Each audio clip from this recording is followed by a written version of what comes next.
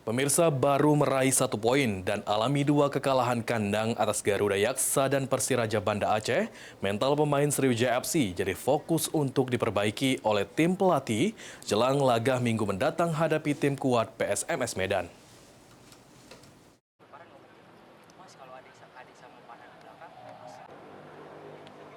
Kekalahan di laga terakhir hadapi Persiraja Banda Aceh di kandang sendiri Stadion Gelora Sriwijaya Jakabaring Sabtu lalu menjadi sebuah kekalahan yang paling sakit dialami Sriwijaya FC.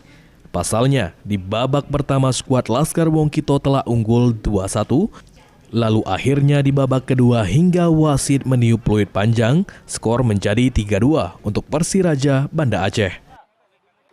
Atas hal tersebut, dalam sesi latihan yang berlangsung di lapangan Unsri, Ahmad Zulkifli bersama asisten pelatih Sriwijaya FC fokus untuk memperbaiki mental para pemain Sriwijaya FC dengan mengingatkan jika pertandingan masih panjang.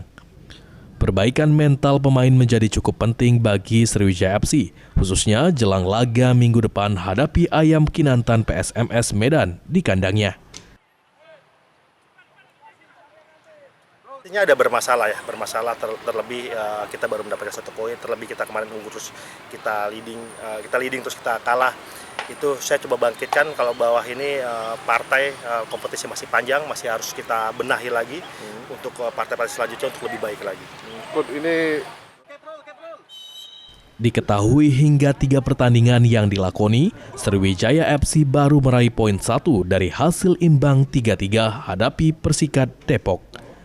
Sedangkan di 2 laga kandang hadapi Garuda Yaksa dan Persiraja Banda Aceh, Randy Juliansyah dan kawan-kawan harus alami kekalahan.